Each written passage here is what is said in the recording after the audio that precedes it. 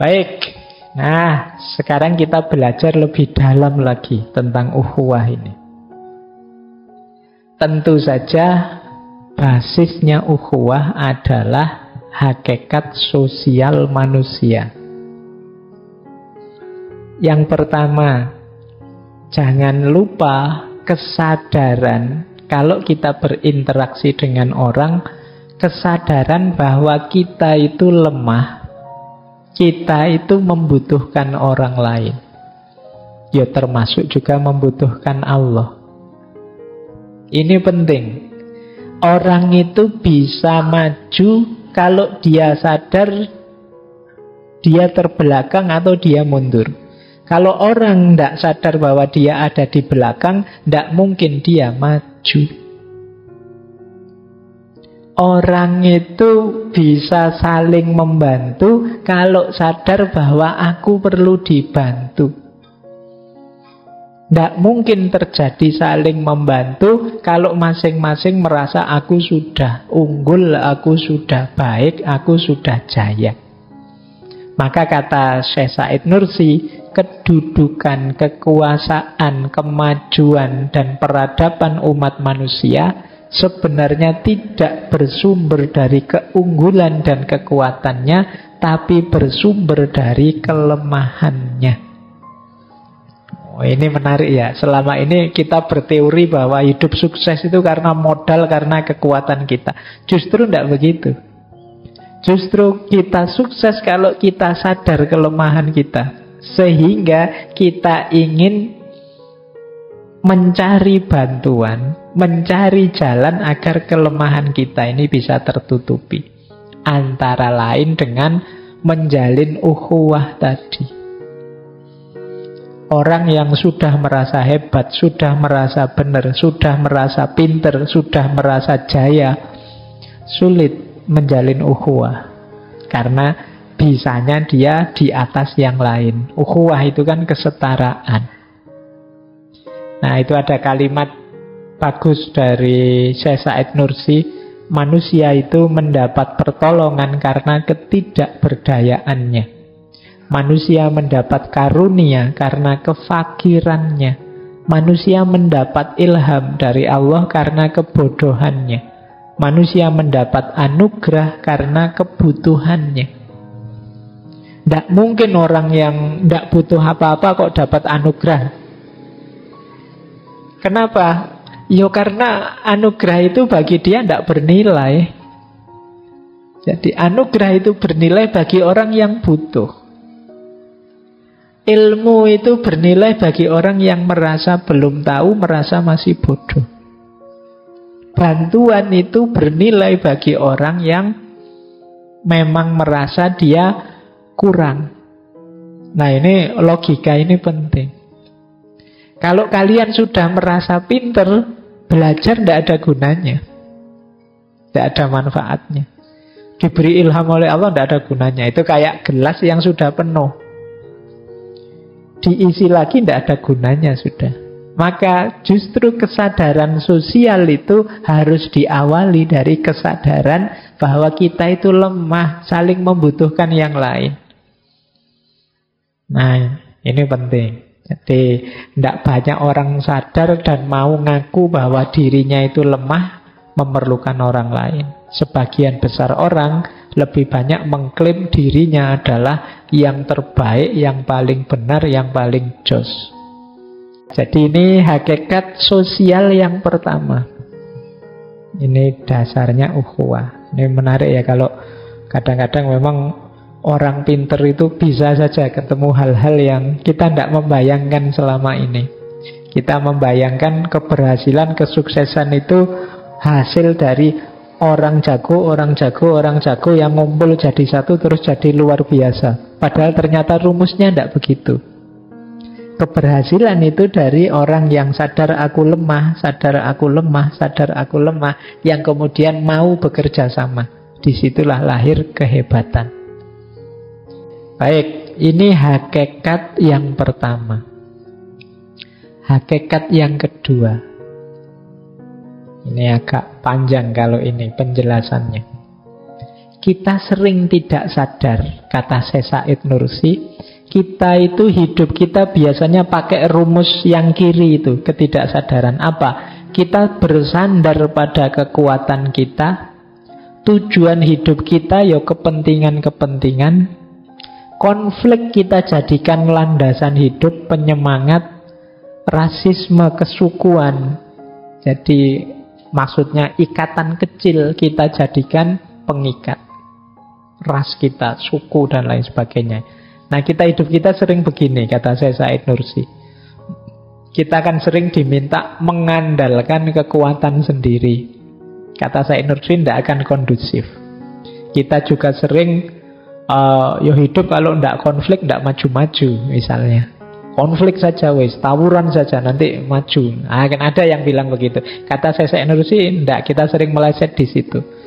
Begitu ditanya tujuan, selalu yang kita kedepankan adalah kepentingan. Akibatnya apa?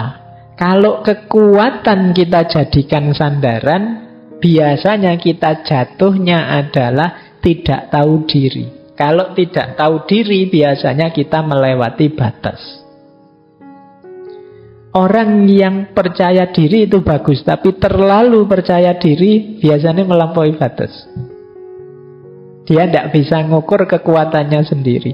Pak, saya semangat ini Pak, belajar filsafat. Ngajinya lanjut sampai jam 12 misalnya. Kemantepan. Nah, kamu mengandalkan kekuatanmu. Begitu nekat sampai jam 12 terus besok pagi greges awake. Tidak ngerti kekuatanmu sendiri. Jadi kadang-kadang kita hidup itu kan gitu, lupa dengan batas kita sendiri. Menganggap pokoknya bisa lah. Kan sekarang banyak motivator-motivator, kamu pasti bisa, kan gitu. Iya.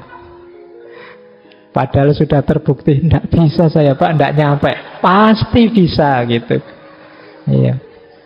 Akhirnya kan kamu stres karepmu dhewe. Katanya pasti bisa, kok tidak bisa-bisa? Pasti bisa. Enggak ya. Di antara kebahagiaan hidupmu adalah kamu ngerti batasmu. Ya pasti bisa dalam rangka membangun optimisme ya, tapi kamu harus tahu batas.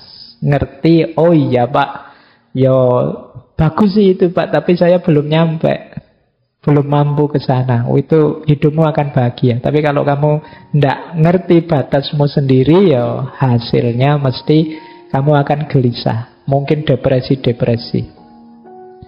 Hari ini banyak orang depresi. Maka kalian hati-hati ya. Karena zamannya memang seperti ini. Cepat sekali berputarnya zaman itu. Nah, tetap nikmati hidup. Meskipun yang lain cepat, kamu boleh tidak cepat. Nah, orang Jawa punya jargon yang luar biasa. Alon-alon waton kelakon. Daripada terlalu cepat terus meleset, mending pelan-pelan dan dapat semua. Daripada kamu tidak betah, Pak, saya tidak betah sudah Pak, kemana-mana ditanya kapan nikah, nekat wae, meleset nanti. Tidak, ya pelan-pelan, insya Allah nanti dapat. Ya, kalau belum dapat ya nasib. Tidak apa-apa. Yang penting nikmati hidupmu. Yang sulit itu hari ini adalah menikmati hidup. Banyak orang yang tidak bisa menikmati hidup. Mengejar kesuksesan banyak orang bisa. Mengejar keberhasilan market yang tinggi-tinggi banyak orang bisa. Yang sulit itu orang menikmati hidup. Biasanya kuncinya karena mampu mengelola keinginannya, mampu mengelola kekuatannya, tahu batas dirinya. Baik, saya lanjutkan. Yang kedua, kepentingan. Jangan lupa, yang namanya kepentingan itu tiap orang beda-beda. Kalau tujuan hidupmu hanya kepentinganmu, siap-siaplah tabrakan dengan orang lain. Maka jangan itu. Nanti ada alternatifnya dari Syekh Said Nursi. Jangan hanya kepentingan yang kamu kejar.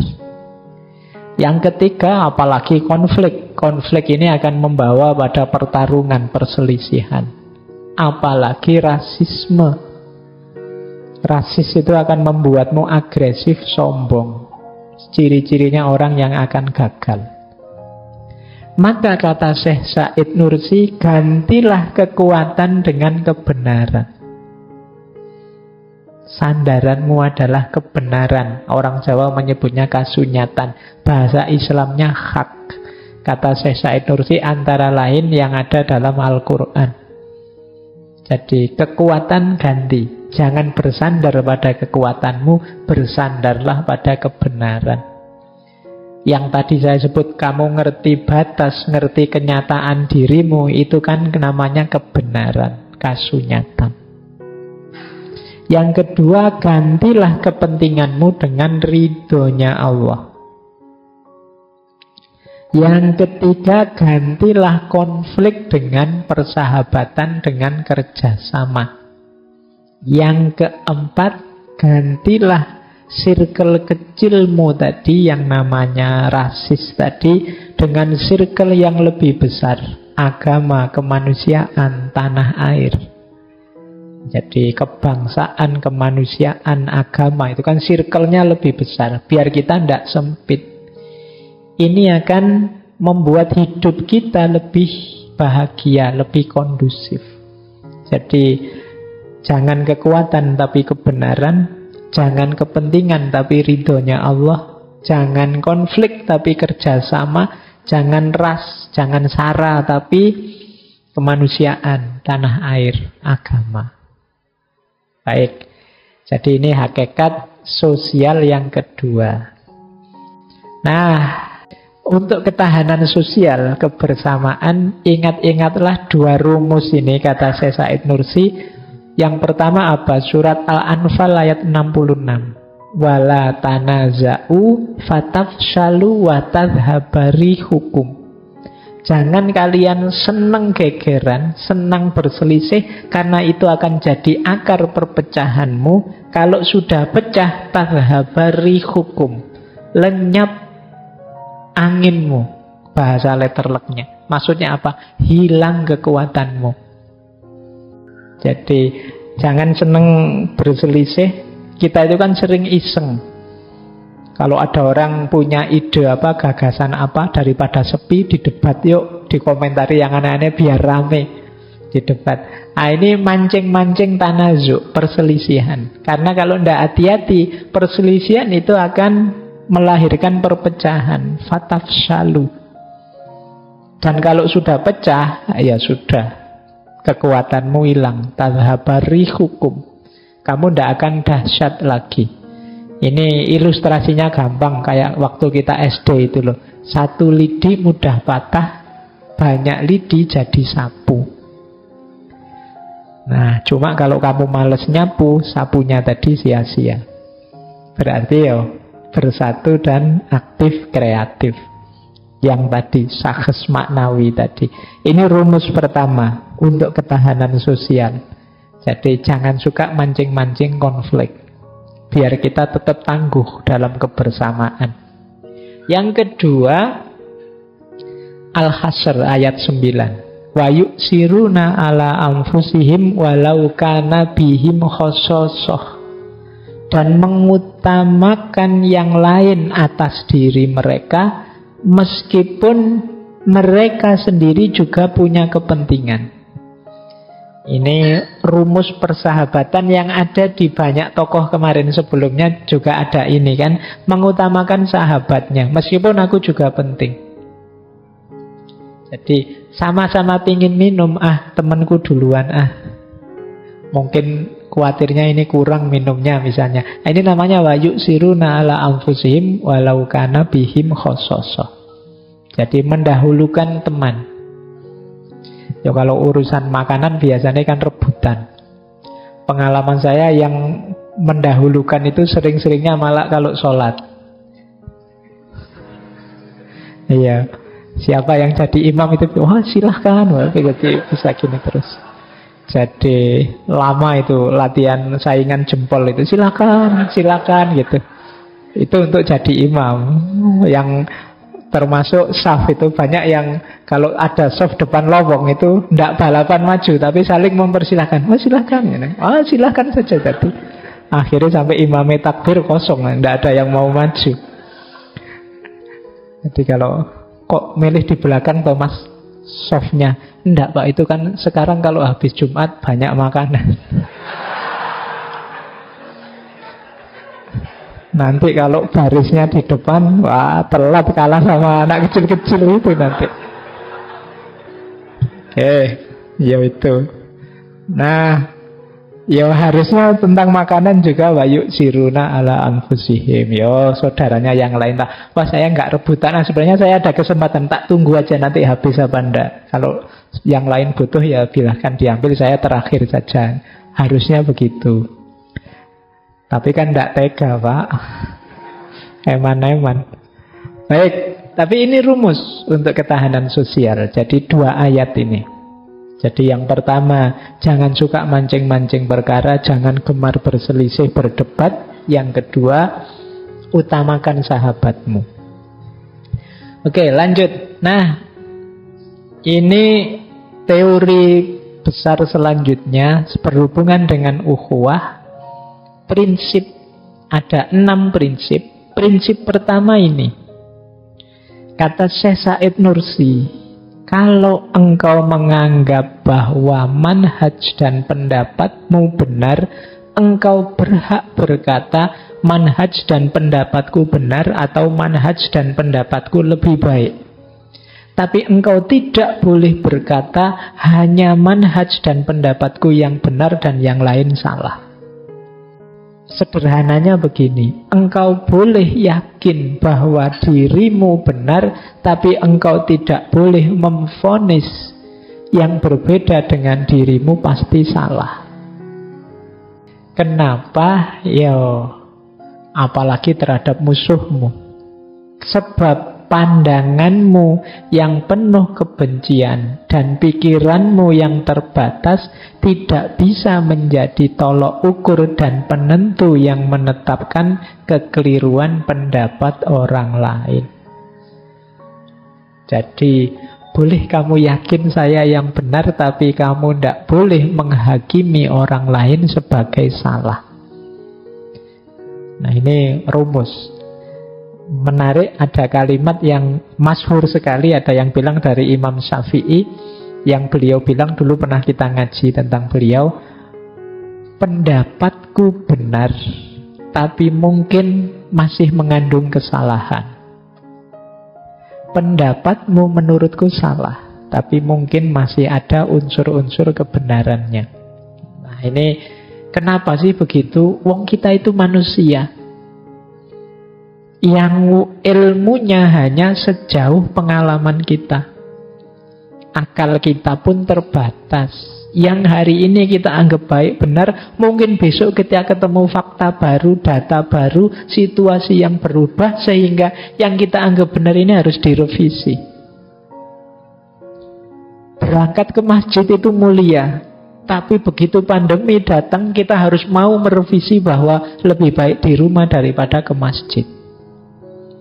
Cium tangan ustadz itu tawaduk utama, tapi zaman corona, yo kamu jangan nekat cium tangan kalau kamu sayang sama ustadzmu. Loh, ini yang dimaksud jangan memutlakkan kebenaranmu. Kamu meyakininya oke, tapi apalagi kamu menghakimi yang lain. Ini prinsip yang pertama. Sumbernya perpecahan itu sebenarnya bukan karena engkau yakin benarnya pendapatmu, tapi karena vonismu pada salahnya yang lain. Apa bisa Pak? Begitu bisa. Dan sangat mungkin. Dalam hidup ini banyak kita melakukan itu meskipun tidak sadar. Contoh paling mudah, misalnya teman-teman sedang jatuh cinta. Itu kan kita merasa bahwa pasanganku inilah yang paling cakep sedunia, ya kan, yang paling ganteng sedunia, yang paling gagah sedunia, kan tidak masalah begitu, tanpa harus kita kalau kamu jelek, kalau kan nggak harus pakai begitu. Jadi kamu yakin bahwa engkau cakep, tidak apa-apa, tanpa harus bilang bahwa temanmu jelek. Kalau kamu masih perlu bukti jeleknya temanmu meyakinkan dirimu ganteng, sebenarnya kamu tidak terlalu yakin dengan kegantenganmu sendiri. Kalau kamu masih butuh salahnya orang lain untuk menegaskan bahwa kamu benar, sebenarnya kamu belum terlalu yakin dengan kebenaranmu. Jadi engkau tahu bahwa kalau kamu yakin bahwa aku benar, kamu tidak butuh penguat, kamu tidak butuh bukti fakta apapun termasuk bahwa yang lain salah. Kalau teman-teman yang, Pak, menurut saya yakin jalanku yang benar ini, ya sudah, jalan saja di jalanmu. Tidak perlu kamu, tapi saya ingin membuktikan teman saya itu salah. Ya kamu akhirnya nggak jalan di kebenaranmu. Kamu hanya fokus mencari salahnya temanmu. Oke, jadi ini prinsip pertama, rumus pertama dalam persaudaraan. Rumus kedua, engkau harus berkata benar dalam setiap perkataan, namun engkau tidak berhak menyampaikan semua kebenaran. Engkau harus jujur dalam setiap ucapan, tapi tidak benar juga jika engkau terlalu jujur mengungkapkan apa saja. Nah, ini penting. Ini menarik teorinya. Sebab orang yang tidak punya niat ikhlas seperti dirimu bisa jadi membuat marah orang yang mendengar untaian nasihatmu. Maka yang terjadi justru kebalikan dari yang diharapkan. Jadi maksudnya begini loh, kita ngomong itu harus benar, tapi tidak semua yang benar harus kita omongkan. Kita ngomong harus jujur, tapi tidak segala hal harus kita ungkapkan secara jujur. Antara lain apa? Demi persaudaraan tadi, kebersamaan kita. Ada banyak hal yang kamu tidak harus terang-terangan. Meskipun mungkin temanmu kayak tadi, ini sudah males, jelek, sudah itu kan demi kebersamaan kamu tidak harus terang. Ya wis, hatimu aja yang bilang gitu, tidak usah kamu, sahabatku yang males, jelek, tidak karu-karuan, kan tidak begitu. Jangan terlalu jujur. Seandainya ada penting ingin mengungkapkan itu, cari momen yang pas dengan retorika yang sesuai. Makanya ini mungkin maksud dari, kan sering kita bilang jujur itu bagus, terlalu jujur tidak. Jadi terlalu jujur itu berarti apa? Yang seharusnya tidak dikatakan, ya jangan dikatakan. Ada banyak hal yang itu kalau dikatakan mungkin membuat malu orang, membuat aib, yang efek destruktifnya mungkin lebih besar daripada aib yang dibongkar, rasa malu yang diungkapkan tadi. Justru demi kebijaksanaan dan persaudaraan, kita tidak harus terlalu jujur, tidak semua kebenaran harus diungkapkan. Nah, ini butuh kebijaksanaan level tinggi. Kadang-kadang kita itu agak sok baru ngerti sedikit-sedikit, wah saya jujur loh ini, saya apa adanya loh ini. Tapi kalau ngomong nyelekit, akhirnya teman-temannya bubar semua, tidak mau dekat sama dia. Temannya dia sedikit, saudaranya tidak banyak akhirnya.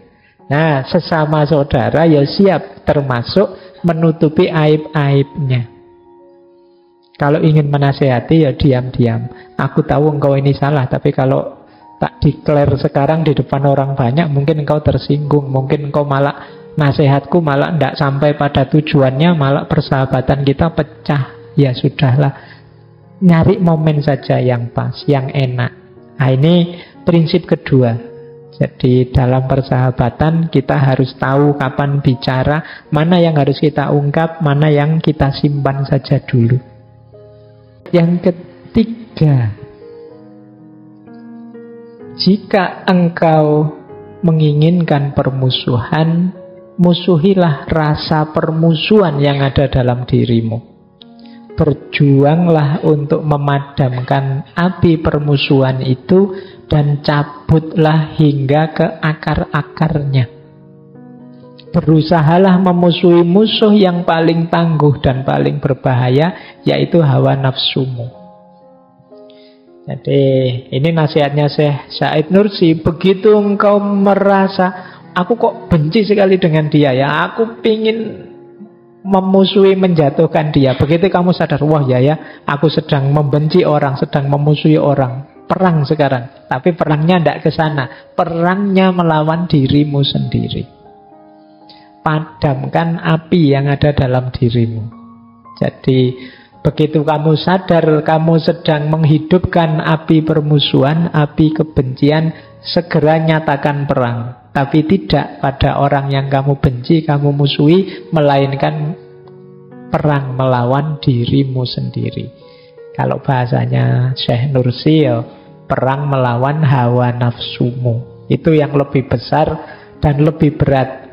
Jadi seperti pernyataannya Rasulullah kan setelah perang Badar, beliau bilang kita kembali dari perang kecil menuju perang besar. Perang besar itu apa? Perang melawan hawa nafsu. Nah, ini rumus ketiga. Kenapa sih Pak kok tidak boleh permusuhan? Tadi lo di depan sudah dijelaskan, permusuhan itu pasti kezoliman. Kezoliman secara hakikat, kezoliman secara hikmah, kezoliman secara Al-Quran, kezoliman secara pribadi. Maka begitu kamu merasa sedang memusuhi sesuatu atau seseorang, deklarasikan perang melawan dirimu sendiri yang sedang melakukan kezoliman.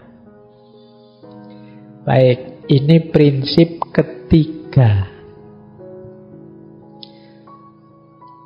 Nah, itu ada kalimat, mungkin ini agak berat, tapi boleh dipelajari. Jika engkau ingin mengalahkan musuhmu, balaslah perbuatan buruknya dengan kebaikan. Dengan itu, api permusuhan bisa padam. Sebaliknya, jika engkau membalas keburukannya dengan keburukan yang serupa, permusuhan di antara kalian akan bertambah kuat. Seandainya secara lahiriah engkau berhasil mengalahkan musuhmu dengan perbuatan buruk yang serupa, hatinya akan dipenuhi kebencian terhadapmu sehingga permusuhan akan terus berlanjut. Sementara itu, membalasnya dengan kebaikan akan membuatnya menyesal, dan bisa pula ia menjadi sahabat karibmu. Sebab pada dasarnya tabiat seorang mukmin itu mulia. Jika engkau memuliakannya, ia akan tunduk kepadamu dan menjadi saudaramu. Nah, ini balaslah keburukan dengan kebaikan. Dalam rangka apa? Menghentikan siklus keburukan. Balaslah permusuhan dengan persahabatan, pertemanan. Dalam rangka apa? Menghentikan siklus permusuhan. Kecuali kamu tahan musuhan terus. Makanya tadi saya bilang berat. Kita itu kan kalau kesenggol dikit aja puanasnya luar biasa. Jangankan yang berat-berat, sekedar naik motor saja, diselip tanpa aba-aba, tanpa rating, itu kan kita puanasnya, wah kurang ajar dasar, kan mesti ngono. Wong sekedar di lampu merah, begitu hijau kita di bel belakang kita saja kan kita mangkelnya luar biasa. Oh, ndak sadar apa wong baru hijau saja sudah ngebel misalnya. Nah, kita kan mudah sekali tensi kita naik, sumbu kita pendek sekali. Jadi yuk latihan, bahkan diberi yang buruk kita balas yang baik. Manfaatnya jauh lebih banyak dan lebih besar. Paling tidak siklus kebencian dan permusuhan itu berhenti. Orang yang memusuhi kita itu kan memang inginnya kita hancur, kita jelek, kita jatuh. Paling tidak kita selevel dia. Kalau kita ikuti ritme itu, ya kita akhirnya jatuh ke frekuensi yang sama. Ini loh Pak, orang kok sering maki-maki, tak maki-maki ganti. Ya sepeda wae akhirnya kan kita ada di level dia. Nanti begitu kita maki-maki ganti, dia juga balasnya lebih sadis lagi makiannya. Kita tidak terima lagi. Emangnya dia aja yang bisa ngomong sejorok itu. Aku juga bisa ngomong lagi. Akhirnya kan siklus makiannya tambah lama, tambah serem. Nah, itu yang terjadi. Maka yuk yang buruk kita balas dengan kebaikan, sehingga apa? Siklus kebencian dan permusuhan itu terhenti. Dan kita bisa membangun ke depan hidup yang lebih kondusif, lebih baik. Bisa jadi nanti dia jadi sahabat kita. Oke, yo ini diingat-ingat saja, dibuat rumus hidup, latihan. Ini memang berat, tapi pelan-pelan. Ini diantara perjuangan melawan nafsu kita sendiri. Nah, ini ada kalimat yang menarik. Kenyataan membuktikan, kata Syekh Nursi, ketika engkau berkata pada orang jahat, engkau orang baik, seringkali itu mendorongnya jadi orang baik. Sebaliknya, kalau engkau mengatakan pada orang baik engkau itu jahat, mungkin saja membuatnya jadi jahat. Kalau kamu punya teman yang baik, tapi kamu curigai, terus kamu tuduh jelek, terus dia, lama-lama mungkin dia jadi jelek beneran karena sebel sama kita. Sebaliknya, kalau ada orang jahat, orang jelek, itu kita perlakukan dia sebagai orang baik. Bila perlu kita sebut dia sebagai orang baik, mungkin dia terdorong jadi baik. Ada teman kok sukanya pinjem baju kita saja. Nah, kita balas, wah kamu itu orang baik ya, apa kamu mau minjem bajuku? Silakan saja, tidak apa-apa, monggo. Nah, itu mungkin dia ragu-ragu mau minjem. Jadi kemarin dia dengan santainya mengambil barang kita misalnya, terus kita perlakukan dengan baik. Wah, saya titip barangku ya, kalau mau dipakai enggak apa-apa, dipakai saja, santai saja. Mungkin malah dia menjaga barang kita. Jadi orang jahat itu kadang-kadang kalau kita perlakukan dengan baik, itu dia pelan-pelan dia bisa berubah jadi baik. Sebaliknya, orang baik kalau kita perlakukan buruk, kita sebut dia sebagai orang buruk, jangan-jangan lama-lama jadi buruk. Sebutan-sebutan kita sedikit atau banyak akan berpengaruh. Saya selalu mengingatnya, itu selalu pertikaian di medsos itu sering kita menyebut saudara kita yang baik-baik dengan buruk-buruk. Jangan-jangan lama-lama dia berubah jadi buruk beneran, gara-gara kita pepet terus, kita pojokkan terus. Nah, Syekh Nursi menyebut, yuk kita perhatikan prinsipnya Al-Quran ini loh. Yang pertama surat Al-Furqan ayat 72. Wa idza marru billahwi marru kirama. Jadi orang-orang yang ketika lewat di hadapan orang-orang yang tidak serius, senda gurau, abai, cuek, mereka tetap marru kirama, lewat dengan memberikan penghormatan, tetap menghargai dirinya sendiri dan menghargai temannya. Atau surat At-Taghabun ayat 14, wa in ta'fu wa tasfahu wa taghfiru fa innallaha ghafurur rahim. Kalau engkau mau mengampuni, menerima, memaafkan, sesungguhnya Allah itu Maha Pengampun dan juga Maha Penyayang. Jadi jangan buruk dibales buruk, jangan orang baik kita perlakukan buruk, bahkan kalau bisa orang buruk kita perlakukan dengan baik. Lanjut, prinsip keempat adalah prinsip kedengkian dan permusuhan itu sebenarnya menghancurkan diri kita sendiri. Jadi alasannya 4. Ini tadi ya yang saya sebut, ada penjelasan panjang di belakang. Orang yang dengki itu dia capek dan lelah. Kenapa? Dia ingin mencari terus cara menjatuhkan musuhnya yang dia dengki. Pikirannya juga negatif terus pada yang dia dengki. Makanya bahkan di surat Al-Falaq itu kan kita berdoa memohon secara khusus agar dilindungi dari orang dengki. Karena orang dengki itu menghabiskan energinya tidak untuk membuat hidupnya sukses, tapi untuk membuat yang dia dengki hancur. Bila perlu hancur bareng tidak apa-apa, asal dia juga hancur. Ini orang dengki. Jadi menghancurkan dirinya sendiri. Yang kedua, orang dengki itu seperti orang bunuh diri. Maunya menghancurkan yang dia dengki, tapi sebenarnya yang hancur dirinya sendiri. Dia gelisah, dia tidak nyaman hidupnya, dia hilang tenaga, hilang pikiran, hilang fokus hidup dan lain sebagainya, hanya untuk orang lain, hanya untuk kehancurannya orang lain. Jadi dia seperti orang yang blunder, ingin menghancurkan saudaranya, tapi hakikatnya dia sendiri yang hancur. Yang ketiga, orang dengki itu orang yang tertipu. Dianggapnya dunia ini selamanya. Dianggapnya kekuatan, kedudukan, kemenangan, kejayaan di atas temannya yang dia dengki itu segalanya. Padahal hidup ini sementara semua. Berapa panjang usia kita? Maka orang dengki itu sebenarnya orang yang tertipu. Yang keempat, orang dengki itu sebenarnya orang yang tidak ridho pada ketetapannya Allah. Orang itu kan dengki karena tidak seneng orang yang dia dengki bahagia.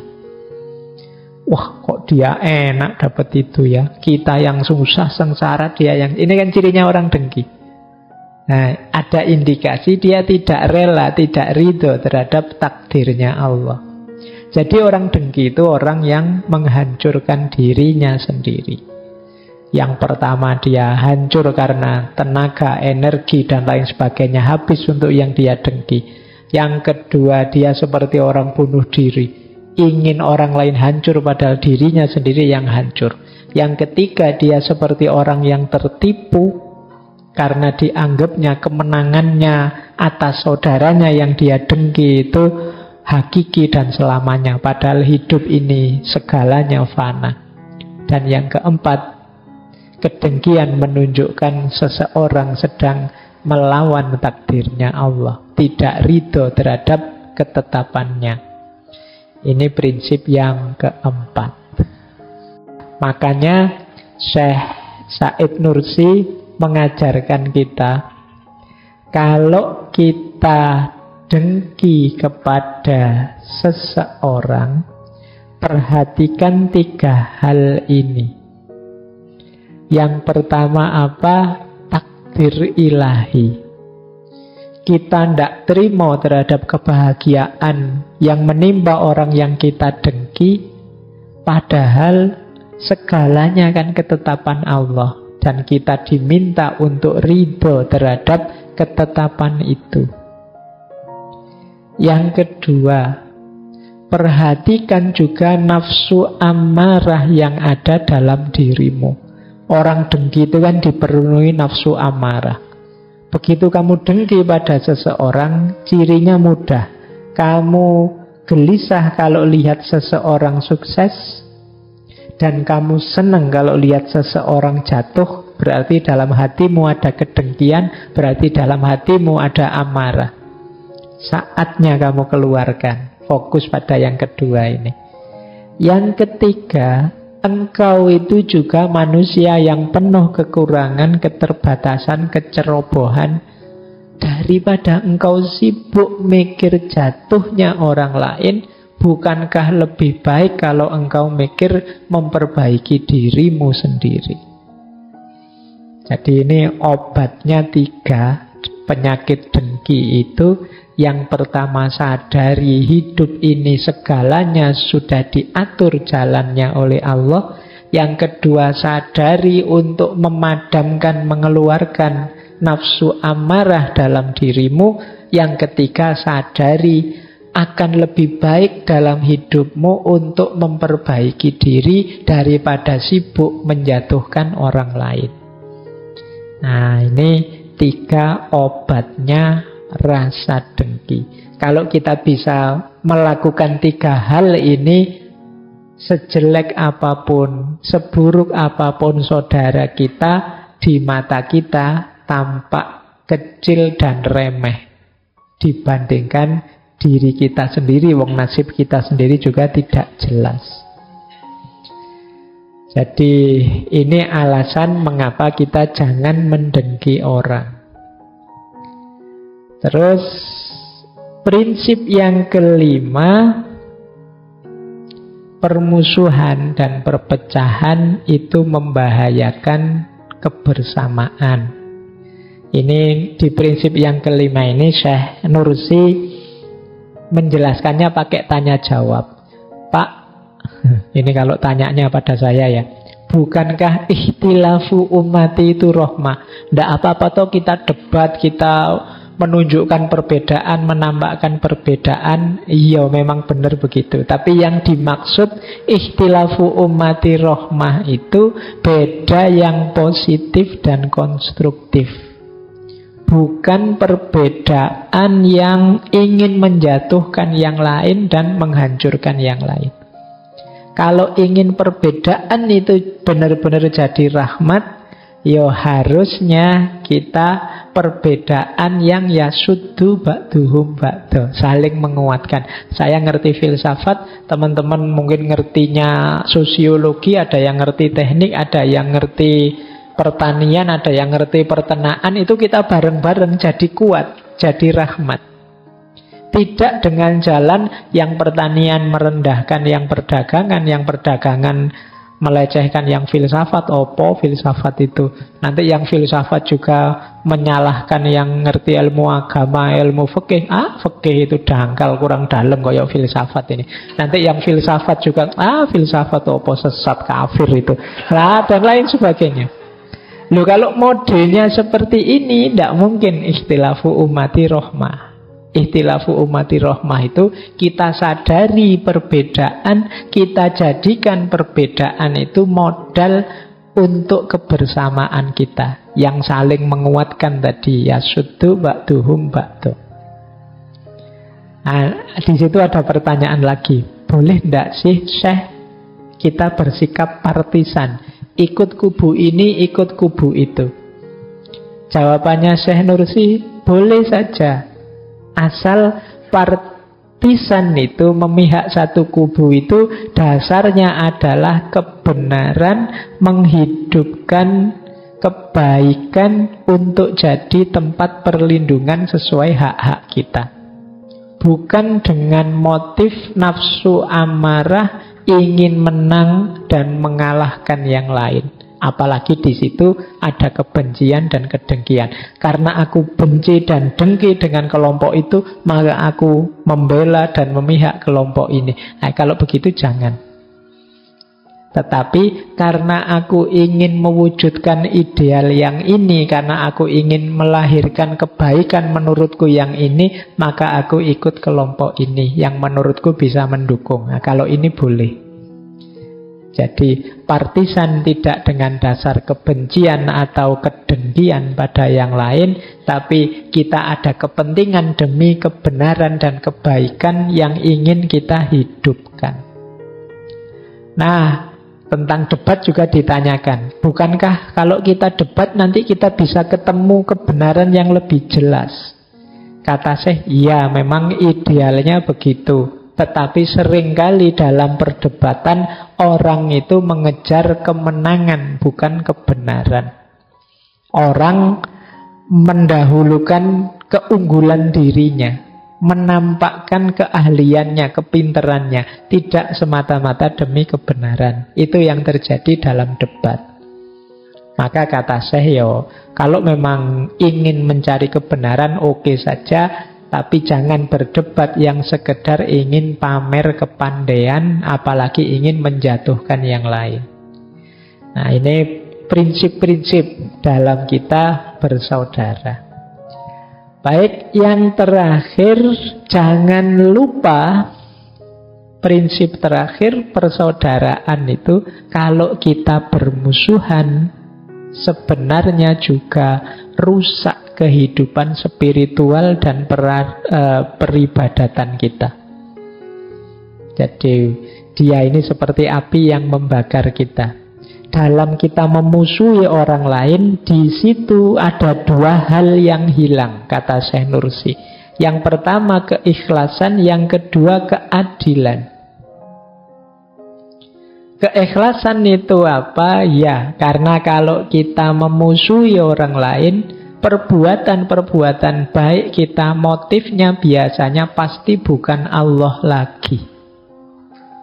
Motifnya pasti biar terbukti bahwa aku lebih benar daripada dia yang aku musuhi. Biar terlihat bahwa aku lebih baik daripada dia. Jadi dalam permusuhan kita kehilangan keikhlasan. Yang kedua, dalam permusuhan kita kehilangan keadilan. Kenapa? Seperti tadi, permusuhan itu serba kezoliman. Biasanya terus kita berpikirnya tidak berdasar salah, benar, baik, buruk, tapi dasarnya adalah kubunya siapa, kelompoknya siapa. Kalau dia grupnya yang aku benci, dia pasti salah, pasti jelek. Kalau grup yang aku sukai, dia pasti baik, pasti benar. Nah, ini efeknya dari permusuhan. Kita kehilangan keadilan dan kehilangan keikhlasan. Baik, teman-teman, termasuk kata saya, juga termasuk kebodohan yang nyata adalah membesar-besarkan kesalahan kecil yang dilakukan saudaramu seiman dan lebih mengutamakan kesalahan tadi daripada keimanannya.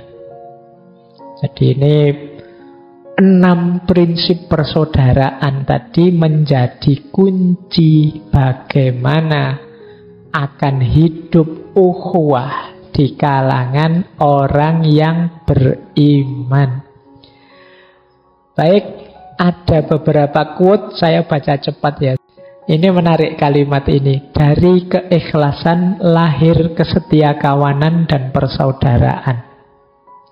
3 huruf alif bisa dibaca 111. Padahal itu hakikatnya hanya angka 1, angka 1, angka 1. Tapi kalau dia berkumpul bareng-bareng, dia jadi 111. Bayangkan, kalau dia sendiri-sendiri itu hanya 111. Tapi kalau 111 ini ngumpul, dia jadi 111. Kata Syekh Nursi, dengan keikhlasan dan kesetiakawanan, 3 orang bisa memberi manfaat kepada bangsanya senilai 111 orang. Dan sejarah banyak mencatat kasus di mana 10 orang dapat melakukan sesuatu seperti yang dilakukan 1000 orang lewat keikhlasan. Maka ini salah satu quote yang menunjukkan pentingnya kita bersatu kompak bersama. Jumlah yang sedikit, kalau kita bersama, manfaatnya pasti jauh lebih besar. Ternyata 1, 1, dan 1 kalau ngumpul tidak 3, tapi 111. Kalau tidak percaya boleh ditulis 111. Tanyakan anak SD, ayo dibaca. Kalau dia membacanya 3, mesti disalahkan sama gurunya, bacanya 111. Jadi ternyata 3 orang yang bareng bisa memberikan manfaat pada 111 orang. Nah, ini ada banyak quotes dari Syekh di Risalah An-Nur itu. Misalnya ini ya, seseorang yang melihat kebaikan dalam berbagai hal berarti memiliki pikiran yang baik. Dan seseorang yang memiliki pikiran yang baik akan mendapatkan kenikmatan dalam hidup. Teman-teman sudah bisa menjelaskan ini. Banyak sekali quote yang setara ini. Kunci hidup kita ternyata pikiran. Persahabatan atau permusuhan tadi akarnya juga pada pikiran kita. Kita melihat kesamaan kita dengan mereka atau perbedaan yang memisahkan kita dengan mereka. Kuncinya ternyata di pikiran. Mana yang dipilih pikiran, itu akan jadi kekuatan kita, bisa juga kelemahan yang menghancurkan kita.